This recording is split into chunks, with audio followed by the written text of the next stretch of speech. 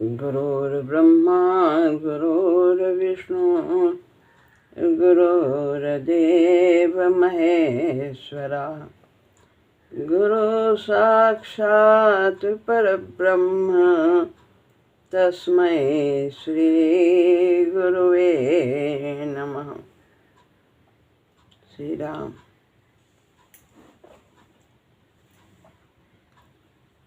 श्रीमद् भगवद गीता अध्याय 5 श्लोक है 23वां।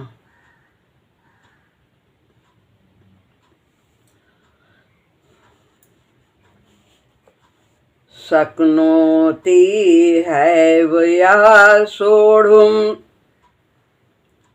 प्राक् शरीर विमोक्षणात् काम क्रोधोद्भवं वेगं सा युक्तः सा सुखी नरः।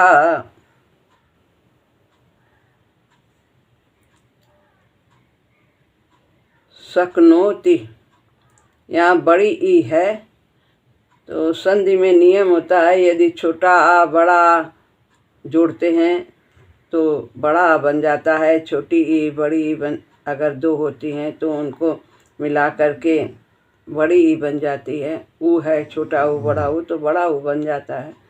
तो यहाँ पर दो ई हैं, एक ता में छोटी ई है और फिर आगे इह है, तो दोनों को मिला करके बड़ी ई बना दिया, संधि कर दिया। तो शक्नोति छोटी ई है ता में,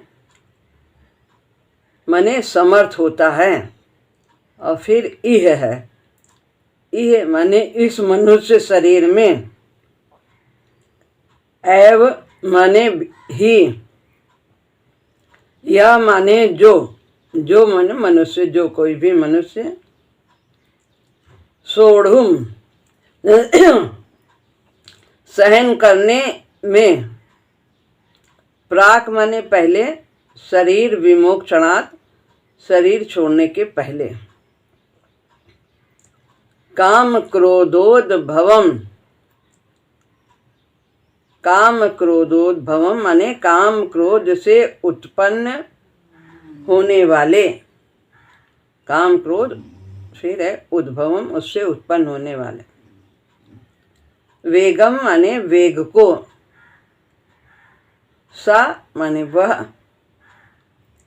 युक्ता योगी है, सा फिर है वह, सुखी सुखी है, नरः माने मनुष्य। इस मनुष्य शरीर में जो कोई मनुष्य शरीर छूटने से पहले ही काम क्रोध से उत्पन्न वेग को सहन करने में समर्थ होता है, वही योगी है और वही सुखी मनुष्य है।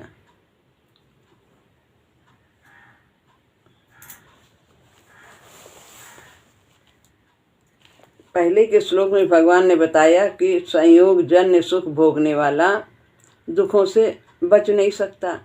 जो इंद्रियों से विषयों का भोग करता रहता है, उसी में उसको सुख अनुभव होता है, वो दुख से बच नहीं सकता, क्योंकि भोग का परिणाम दुख है। तो सुखी कौन होता है? अब यहाँ भगवान बताते हैं कि जो शरीर छूटने से पहले काम क्रोध से उत्पन्न वेग को सहन करने में समर्थ है, वही योगी है और वही सुखी। अब व्याख्या पढ़ते हैं। शक्नोति हैव या काम क्रोधोद्भवम वेगम, यहाँ तक का प्राणी मात्र को, सभी को एक अलौकिक विवेक प्राप्त है। सबके अंदर वो परमात्मा है, सबके अंदर ज्ञान है, विवेक है, लेकिन पशु पक्षी तथा अन्य योनियों में यह विवेक प्रसुप्त अवस्था में रहता है, सोया रहता है, जागृत नहीं रहता। उनमें केवल अपनी योनि के अनुसार शरीर निर्वाह का विवेक रहता है, बस कैसे हम उसका शरीर जीवित रहे, खाने पीने सोने जगने, इतना ही विवेक, जिस प्रकार से जीवन निर्वाह हो सके। देवताओं में भी इतना विवेक नहीं रहता, क्योंकि ये सब भोग योनियां हैं। मनुष्य में ये विवेक जागृत होने लगता है। क्यों? क्योंकि ये कर्म योनि है। इसमें व्यक्ति अपने कर्मों को शुद्ध करके वो परम तत्व की प्राप्ति कर सकता है। लेकिन मनुष्य योनि में है विवेक, लेकिन ये भी जिन्होंने भोग और संग्रह को महत्व दिया है, उनका भी विवेक जागृत नहीं होता। वो भी भोगों के पीछे भागते रहते हैं, संग्रह के पीछे, सांसारिक पदार्थों की उपलब्धि हो ताकि सुख हो विषयों के द्वारा।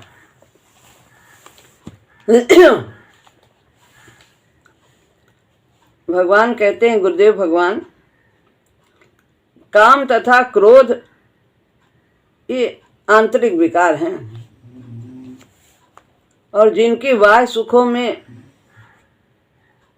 आसक्ति न हो ठीक है, परंतु जो आंतरिक उद्वेग हैं, जो मनोगत विकार हैं,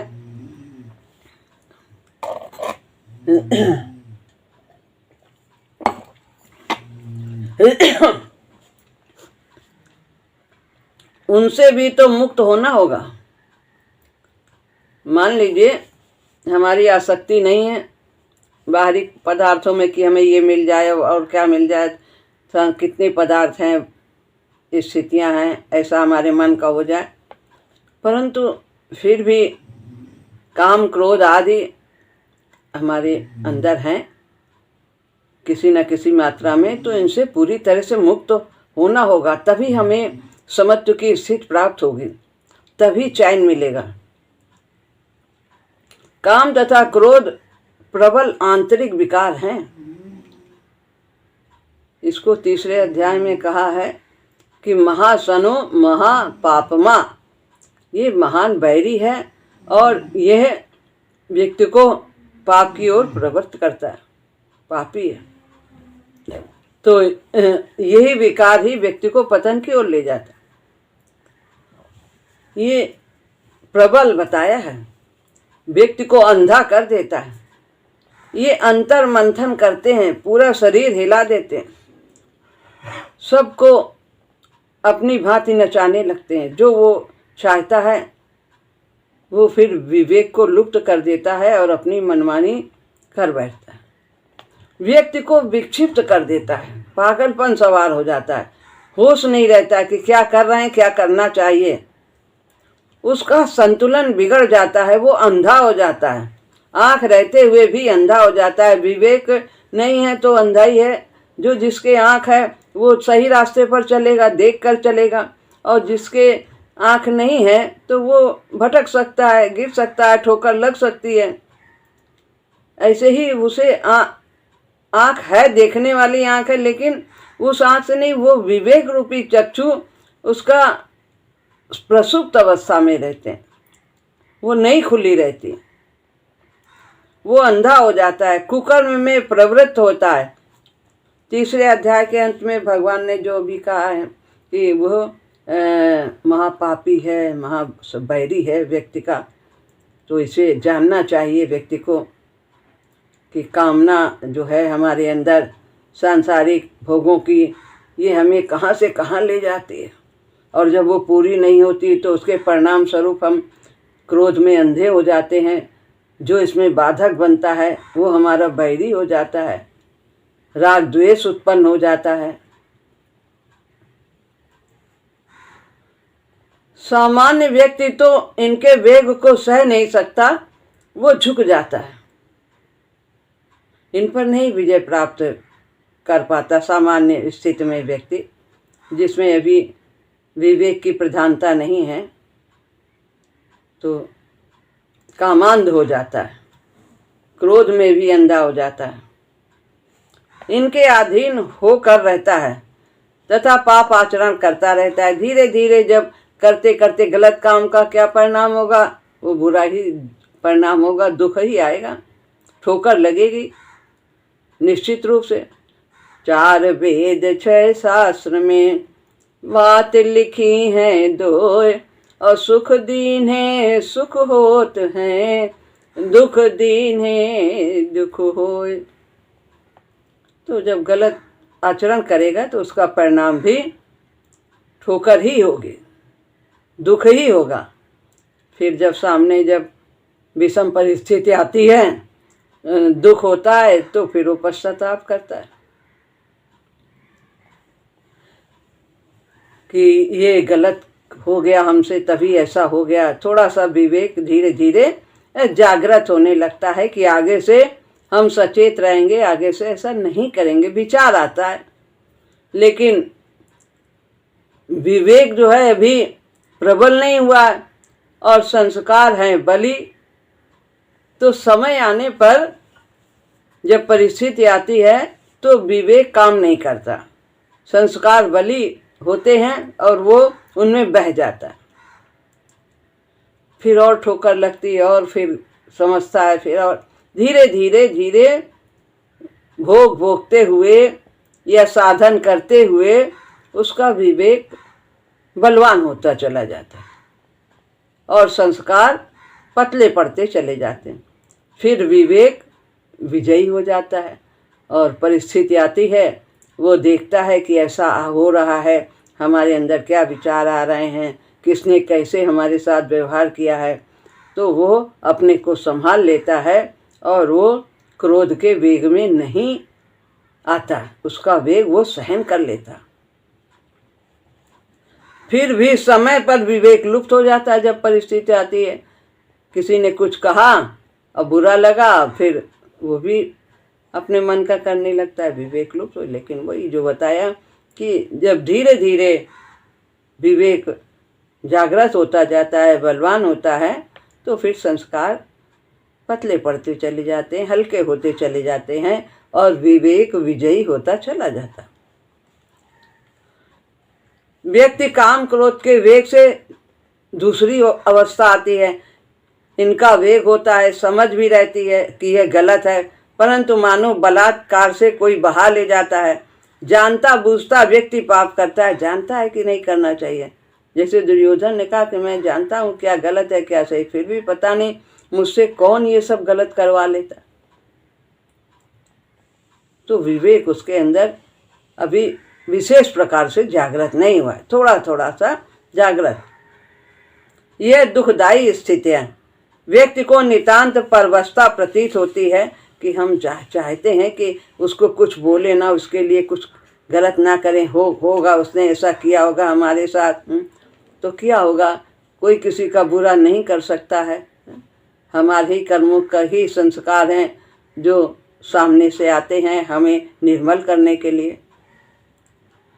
परंतु विकास की दृष्टि से देखते हुए यह स्थिति तो विकार के वेग के क्षय की अवस्था है। इस प्रकार धीरे धीरे उसके ये जो विकार हैं काम क्रोध के, वो शांत होते हैं, क्षय होते हैं, उनमें कमी आती जाती है। भीतर चेतना की क्रमशः जागृत होती जाती है और वो जागृत अभी और बढ़ेगी।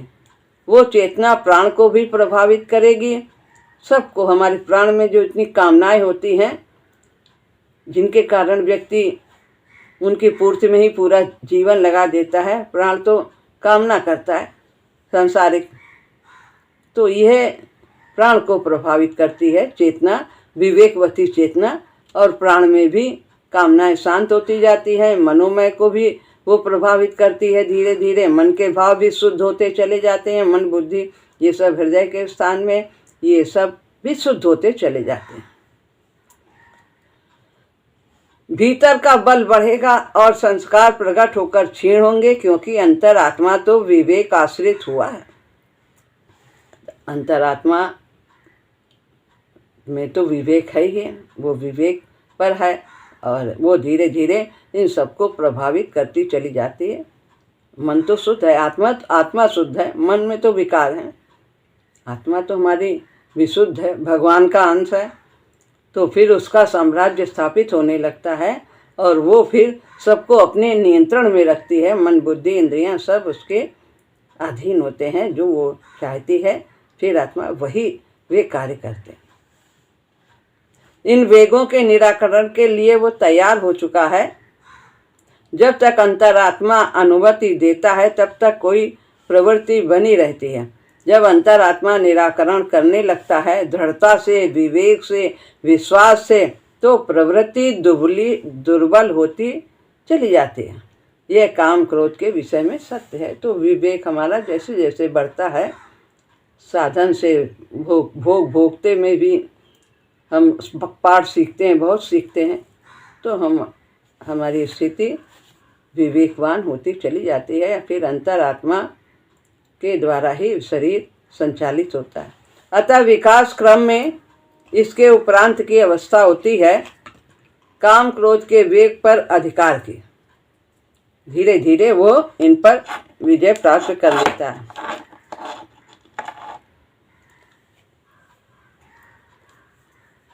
वे जगते हैं, परंतु उनके साथ ही उनसे अधिक बली विवेक जगता है। वो उत्पन्न हुए ये तो रहेंगे, ये इनका परिशोधन होता है जब विवेक जागृत होता जाता है जैसे जैसे। तो जब वो उत्पन्न होता है तो विवेक उससे अधिक बलवान होता है और व्यक्ति को वो संभाल लेता है। अंतरात्मा का इनका निराकरण करने वाला संकल्प जगता है कि नहीं, ऐसा नहीं करना चाहिए, इसका परिणाम ठीक नहीं है, जो करने जा रही है गलत है, क्रोध नहीं करना है, कामना नहीं करनी है। कामना करनी है तो प्रभु प्राप्ति की कामना करनी है, जीवन का यही उद्देश्य है। तो ये सब उसका विवेक जागृत होता है, व्यक्ति विजयी होता है, दैवी प्रकृति बढ़ती चली जाती है और आसुरी प्रकृति, आसुरी स्वभाव का क्षय होता चला जाता है विकास क्रम में धीरे धीरे। ये युद्ध चलता ही रहता है आसुरी और दैवी संपत्ति का। ये आसुरी प्रधान पहले होती है और फिर धीरे धीरे जैसे जैसे विवेक जागृत होता है फिर हमारी दैवी संपत्ति की वृद्धि होने लगती है, दैवी गुण बढ़ने लगते हैं। असुरों की पराजय होती है। असुरों का पराजय मतलब आसुरी जो प्रवृत्ति है उनकी पराजय होती है। आसुरी प्रवृत्ति क्या है? यही है काम क्रोध लोभ मोह अहंकार राग द्वेष, ये सब आसुरी प्रवृत्तियां हैं हमारे, यही हमारे पतन का कारण है। तो ये धीरे धीरे ये पराजित होती चली जाती है। यह स्थिति है जिसका यहाँ वर्णन किया है। जो व्यक्ति काम क्रोध के वेग को सह सकता है वह मुक्त है, वह युक्त है। मुक्त है, युक्त है, मुक्त है किससे? विकारों से मुक्त है और वह सुखी है। वही सुखी है जिसके अंदर विकार नहीं है, जो इनके अधीन नहीं है, तो वही सुखी है। क्योंकि विषयों और इंद्रियों के संयोग से दुख ही मिलता है जब भोग हम करते हैं, तो वह सुखी है। युक्त साधना के रास्ते पर पड़ा हुआ है, जुड़ गया है, जो मार्ग में जो इस रास्ते पर चल गया है, साधना करने लगा है, गुरु की शरण है, वो धीरे धीरे युक्त होता जाता है और सुखी होता चला जाता है गुरु की कृपा से साधन करते हुए। उसके जीवन में साधना ने उचित स्थान पा लिया है, उसका जीवन अपने लक्ष्य के लिए जिया जाने लगा है। उसे याद है कि हमारे जीवन का लक्ष्य क्या है, वो इसीलिए जीता है कि हमें परमात्मा की प्राप्ति करनी है। उसके सारे कार्य उसी की ओर ले जाने के लिए ही होते हैं। वो अपनी समय का और शक्ति का सदुपयोग करता है, दुरुपयोग नहीं करता। एक एक श्वास बहुत ही बहुमूल्य है, तो प्रत्येक श्वास का वो सदुपयोग करता है, शक्ति का सदुपयोग करता है जो हमारी देखने की शक्ति है, बोलने की शक्ति है, सुनने की शक्ति है, कार्य करने की शक्ति है, सब कुछ वो उनका भली भांति उसे उपयोग करते हुए अपने उद्देश्य तक पहुंचने का प्रयास करता है। सुख का अनुभव इस अवस्था को लाभ करने पर ही होता है, जब हम इन पर विजय प्राप्त कर लेते। जब व्यक्ति पहली बार शांति को अनुभव करता है, काम क्रोध को परास्त देखता है, भीतर के निश्चलता का अनुभव करता है और एक अद्भुत सुख का अनुभव होता है कि देखो हम प्रभु की कृपा से शांत रहे और ये भावना आई काम की, क्रोध की, और हम इनमें बह नहीं गए, प्रभु ने हमें संभाल लिया। तो वो उसे थोड़ा सुख का अनुभव होता है, फिर और करता है, फिर और करता है। एक चंचलता का सुख है। दुनिया हाय हाय में भी तो मस्त रहती है, कभी हाय हाय का सामान ना हो तो चैन नहीं रहती है। बेड़ियों को वो आभूषण समझता है, जो बंधन है ये कैसे खाली खाली हैं, क्या करें, कोई है नहीं, अकेले हैं, मन नहीं लगता है। सबके बीच में रहते थे, कितना अच्छा लगता था, सारा दिन आराम से ऐसे चहल पहल में बीत जाता था।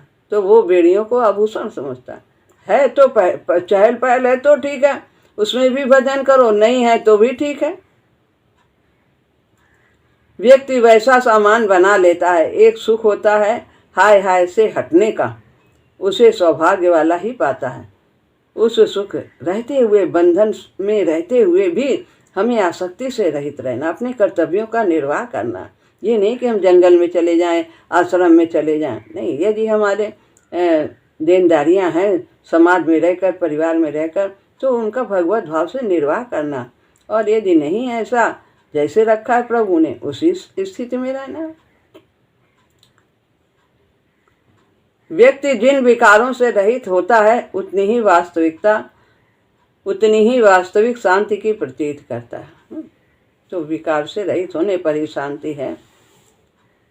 इससे परे की अवस्था है जिसमें काम क्रोध का वेग ही समाप्त हो जाता है। वो पर के दर्शन से होता है, वो संस्कारों के नितांत क्षय से संभव। पर कौन? परमात्मा, जो पूरी तरह से जिसके अंदर इनका वेग समाप्त हो जाता है। वो कब स्थिति आती है? जब पूर्णत्व को प्राप्त करता है, परमात्मा से निरंतर युक्त रहता है। वो संस्कारों के नितांत क्षय से संभव है। इसी प्रकार साधन करते करते सब कुछ ये विकार जो हैं ये शांत हो जाएंगे, निश्चित रूप से शांत हो जाएंगे, क्योंकि हम भक्ति मार्ग के साधक हैं और हमें भगवान मेरी बाह पकड़ करके ले चल रहे हैं। वही जो कर्म का नितांत संन्यास है उससे। तो यहाँ कर्म संन्यास योग है। कर्म संन्यास योग का मतलब है कि कर्मों को करें और उसको अपना न माने और आसक्ति से रहित होकर के करें। ये भी सांख्य योग की साधना का है। यदि व्यक्ति जीते जी वेग को सहन करने लायक हो गया है, इसी संसार में रहते रहते हो गया है, तो उसने सचमुच मार्ग पा लिया है और सुख की अनुभूति वो करता है। अब पूर्ण सिद्ध योगी का वर्णन करते हैं। 24वां श्लोक है।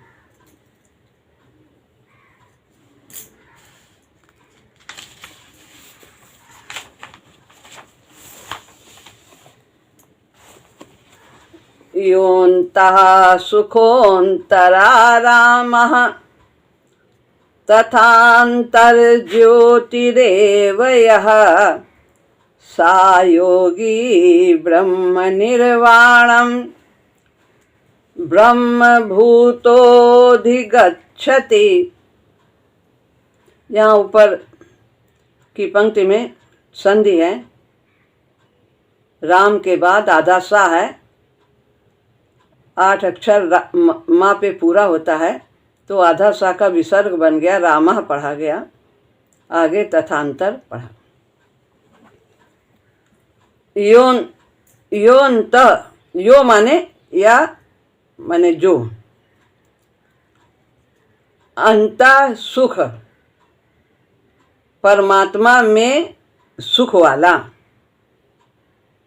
और अंत आ जो है ये अवग्रह आ है, अंत सुखो, अंत सुखो, फिर अवग्रह है अंतः रामा, अंतरामा मतलब अंतरा रामा की केवल परमात्मा में रमण करने वाला।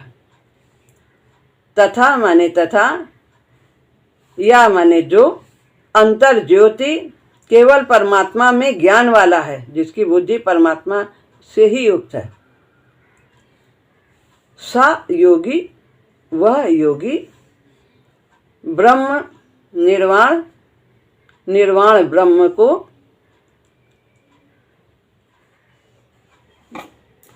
ब्रह्म में अपनी स्थिति का अनुभव करने वाला, ब्रह्म भूता यानी ब्रह्म में अपनी स्थिति का अनुभव करने वाला निर्वाण ब्रह्म को प्राप्त होता है। ब्रह्म निर्वाण, ये ब्रह्म भूत यानी ब्रह्म में अपनी स्थिति, सदैव वो ब्रह्म में ही अपनी स्थिति का अनुभव करता है। ऐसा व्यक्ति वो ब्रह्म निर्वाण पद को प्राप्त होता है, जो सदैव अपने में अपनी स्थिति को ब्रह्म में अनुभव करता है कि वो ब्रह्म परमात्मा में ही निवास करता है। तो यहाँ पर ये बताया, जो मनुष्य केवल परमात्मा में सुख वाला है, उसी में उसको सुख मिलता है, केवल परमात्मा में रमण करने वाला है।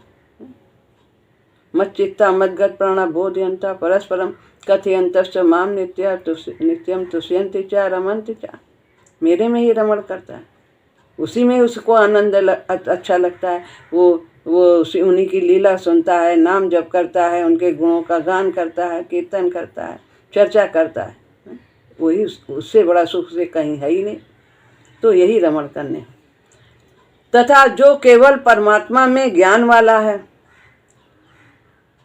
परमात्मा में ही उसके अंदर सदैव परमात्मा बुद्धि रहती है, विवेक है, उसकी आत्मा जागृत अवस्था में प्रसुप्त नहीं है, वो ब्रह्म में अपनी स्थिति का अनुभव करने वाला ब्रह्म रूप बना हुआ सांख्य योगी ब्रह्म निर्वाण पद को प्राप्त करता है।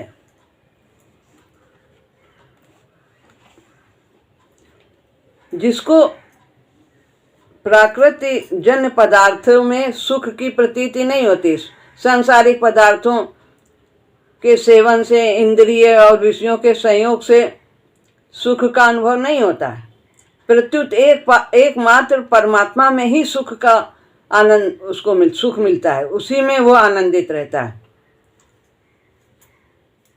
परमात्म तत्व के सिवाय कहीं भी उसकी सुख बुद्धि नहीं होती है। ऐसा व्यक्ति अंतः सुख वाला कहा गया है कि विषयों में उसे रुचि नहीं है और वो केवल परमात्मा में ही, उन्हीं के चिंतन में ही सुख का अनुभव करता है, वो अंतः सुख कहा जाता है।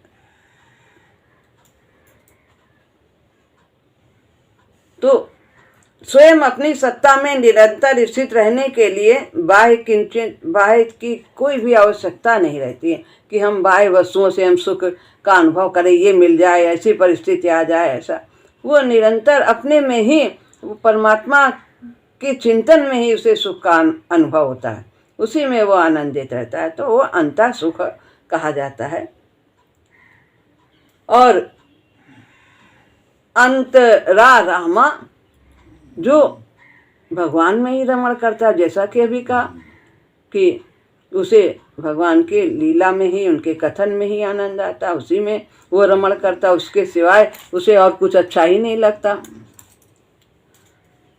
तो जो भोगों में रमण नहीं करता, प्रत्युत केवल परमात्म तत्व में ही रमण करता है, और व्यवहार काल में भी जिसका एकमात्र परमात्म तत्व में ही व्यवहार होता है, वो सब व्यवहार परमात्मा में ही करता है, सब में भगवान, प्राणी मात्र में भगवान को देखता है, और जो भी क्रिया करता है वो परमात्मा के भाव से करता है। तो वह अंतरा रामा कहा जाता है, भगवान में ही रमण करने वाला कहा जाता है। इसीलिए कर्म ब्रह्मार्पण योग कहा गया कि अपने कर्मों को भगवान में अर्पण करके करें, तो अंतरा रामा हो जाता है।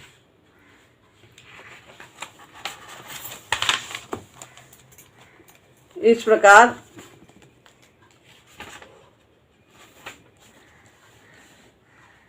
और अंतर ज्योति जिसे भीतर से ही ज्योति मिलती है,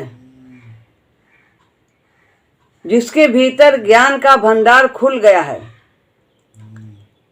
सोया सिंह जगे मन वन में, आत्मा जग गई है। जब ये सोई रहती है तो फिर ये सब मन बुद्धि इंद्रियां सब राजा बने रहते हैं अपने आप। जो सेवक हैं वो सब राजा बने रहते हैं और इनको इनके उद्देश्य तक नहीं पहुंचने देते, आत्मा के उद्देश्य तक। लेकिन जब जाग जाते हैं, आत्मा जागृत अवस्था में हो जाती है, तो उसके ज्ञान का भंडार खुल जाता है कि क्या करना है, क्या कैसे इनकी सेवा लेनी है, किधर ले चलना है। जिसको जानने के लिए मन बुद्धि अथवा इंद्रियों पर आश्रित रहना नहीं पड़ता, जिसको मार्गदर्शन के लिए अपने से अतिरिक्त किसी के भी आश्रित नहीं होना पड़ता।